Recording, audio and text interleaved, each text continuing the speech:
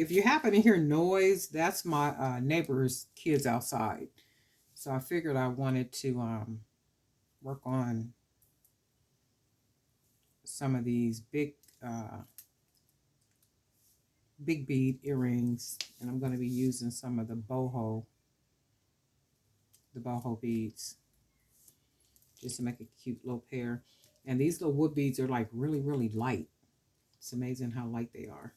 So I figured I would use some of those, make something really quick and easy. And then I have enough supplies where I can make a couple of pair of them, where they can go onto the fair.com website.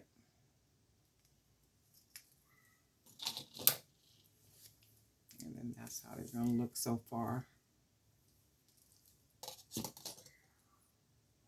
So I take it, pinch it,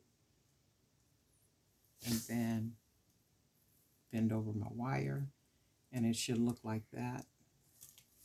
And then you can hold it, turn it, and then begin to wrap. And I think I'm going to take this down some, and then probably bring it back up.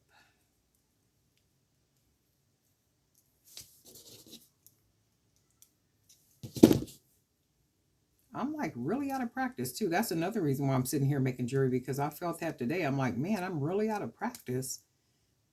That couple of weeks that I haven't been doing anything. Well, I've been doing something, with the journals, but not really with the jewelry. So I'm like, wow, this is like, mess around and don't use it. You will sure enough lose it. Or not lose it, but you got to get yourself back into the habit of it. And we just kind of fold this down. As long as we don't feel anything. That's a cute. And it's amazing how you can just put something together and it's just really cute like that. Just that simple. And then we're going to take our second one. I'll pinch it, fold it over, and then wrap that wire to where it looks like that. Hold it against the bead, begin to wrap, take it down and wrap it, and then we'll bring it back up and then wrap it around like so. I love making jewelry too. It's such a peace it gives when you're for me anyway, like when you're making jewelry. And I love to see what it looks like, once I'm finished. Make sure I don't feel anything. They look about right.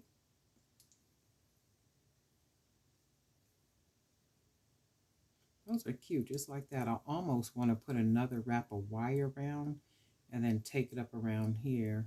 And I think I'm going to do that so the other side doesn't look empty. You can see how there's wire on one side. And then when you turn them around, it's kind of naked on the back side. So I'm going to take a piece of wire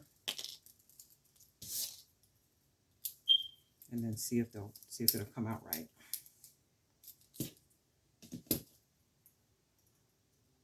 And we don't need much. Let's see if we can get this about even.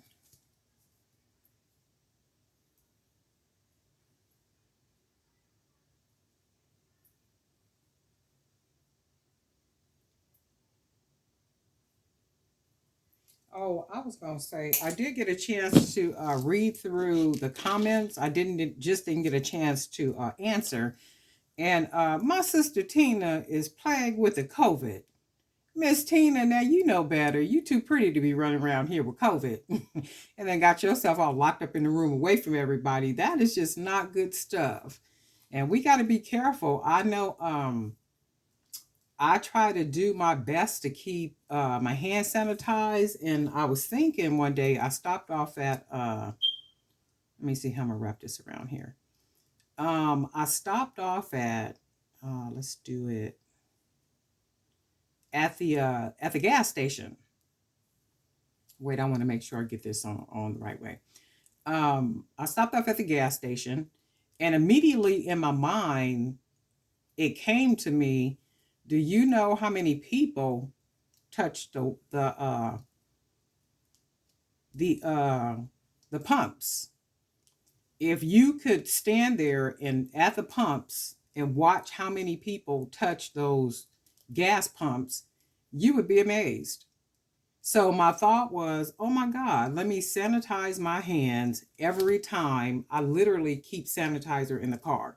So I'll drench my hands with sanitizer when I grab the nozzle to put it in my, my gas tank, to pump the gas. And even touching the little press thing, so you can press and select your gas. I even put it on that, even when I'm getting the receipt. When I go into the gas station, I keep inside, if I go in to pay with my credit card or debit card, I keep those wipes in my purse. So I will take out a wipe and I will even wipe off their little machine, because you do have to type your number in, when you're paying for the gas. So I even do that. Even in stores, I'll do that. And if you notice, a lot of the grocery stores and different stores that you go in, they do have, and you guys know I curl this under right here. They have sanitizer at the cash register, and they will let you use it, if it's like sitting right there. So I'll grab it and I'll use it. Let me see, I want to bend this over some. So I make a habit of doing that, with that sanitizer, because of, so many people be touching them pumps and stuff. And those we don't want to do this one. Touching those pumps and stuff at those gas stations. So that's one thing that I'm careful about. And also, like I said, inside of stores, when you're touching and typing in your information. So I will break my little hand sanitizer and my wipes out in a minute. I'll be like, I don't think so. But I have gotten neglectful as it relates to wearing my mask. Just running around here thinking I'm the prettiest thing ever. And I said to myself, you ain't be too pretty. You be running around here not feeling good. Yeah, put that mask on, girl.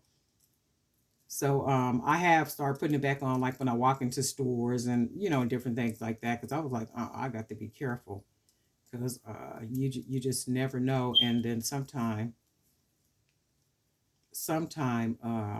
washing your hands, and see, y'all know I'm out of practice. Look, I shouldn't be damaging wire like this. Um, you do know that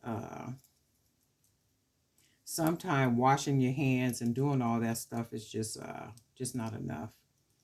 Look how out of practice I am. Wow, that's crazy. That's okay. I'm gonna be back in motion in a minute. That's a trip, because you can't stay away. It's like, wow, your hands just kind of lose. You got to get back into the practice of it. I'm good for it though. Look at that.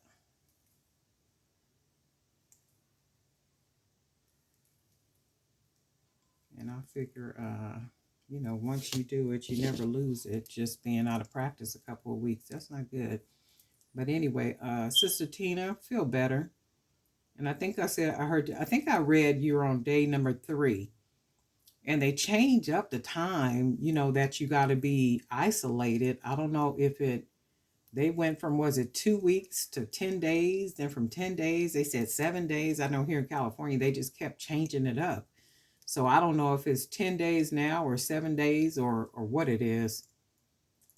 And then not only that, here in San Diego, I know a lot of people, have still gotten it, but they shut down the isolation, where they were providing isolation for people, that didn't have anywhere to go and isolate. Like in your situation, you're there with the family and you're closed up in the room.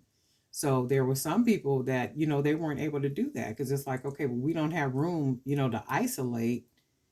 Where can we go? And they literally have closed that program down. And I'm like, that don't even make sense when people are still, catching it. So you know what? I don't know. I just think it's a whole. I know it's not. I know it's not a joke, and I do know it's a real illness. I do know that much because I've lost people from it.